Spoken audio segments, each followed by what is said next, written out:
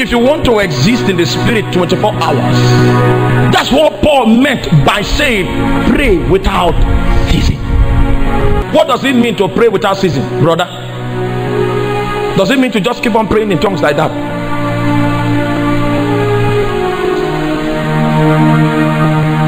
I'll show you. Now, this is a practice that Christians don't engage in. I mean, calling the name Jesus. You take in holy pneuma, holy air. Oh my.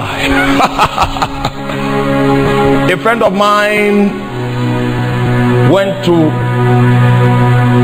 the house of a man of God, a very notable man of God in this country. And when he came, the man of God opened the door to him and accepted him. And he came to him by 11 in the night and said, let us pray. So my friend began to speak in tongues.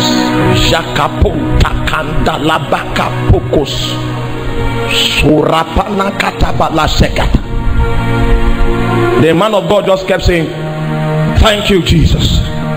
Makaye kako kalabanto. For 4 hours his prayer was what? Thank you, Jesus. The guy spoke in tongues until he became tired. He sat down. Man of God said, thank you, Jesus. The young man had not yet learned how to breathe in the spirit. He was still gasping for breath. That's why his breath can finish.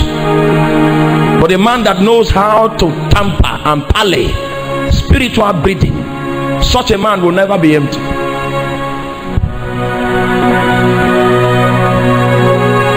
Somebody say thank you, Jesus.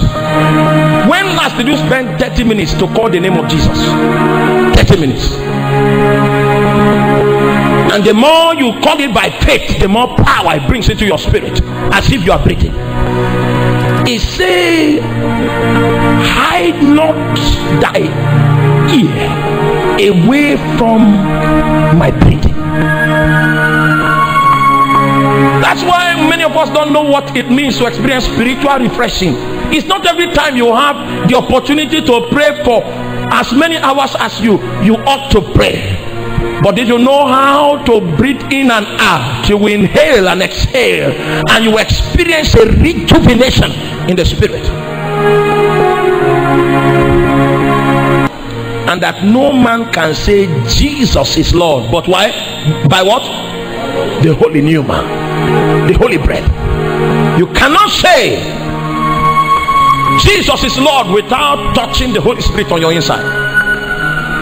You cannot say Jesus without touching the fountain of spirit presence that you are carrying. Are you still with me? He said, I was in the dungeon. I was gasping for physical life. I could not find bread to eat. I could not find water to quench my thirst. My physical flesh was filling me, but I knew how to keep my spirit alive. He said, do not hide thy face from my breathing. For though our outward man perish, Paul said, our inward man is renewed day by day. Somebody say thank you, Jesus. You cannot say those words without affecting the deposit of the spirit inside of you. Somebody say thank you, Jesus. You don't know the power of what I'm talking about. As you begin to exercise yourself in it, very soon you will see yourself quickened and overtaken by the power of God, and the holy breath goes on your inside, and flesh and several other things you exhale out. If you do that again, it goes on your inside, you exhale. Very soon your spirit is quickened, your soul is quickened, and your mortal body is quickened by the life of the Holy Spirit. Let me stop there today. And you know you can be saying thank you, Jesus, in your heart. Thank you, Jesus. I know a man like that. He forged it into his vocabulary. He drives his car, goes to work and comes back. The first thing he says is, thank you, Jesus. I think we need to cultivate it religiously until it becomes part and parcel of your life, as much a part of you as your own beating heart.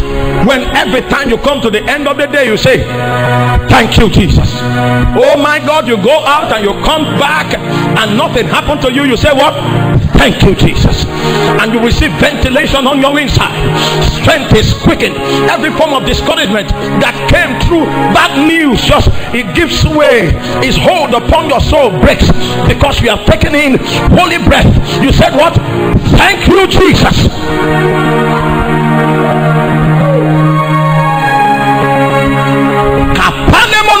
No, there's no quicker way for you to break into the realms of the spirit than calling that name Jesus. I call you Jesus. I call you Jesus. And suddenly the fountain of the great deep breaks up, and the windows of heaven open up, and God begins to flow out his mighty virtue. You see yourself mounting up with wings, mounting up. You cannot tell, but you are mounting up.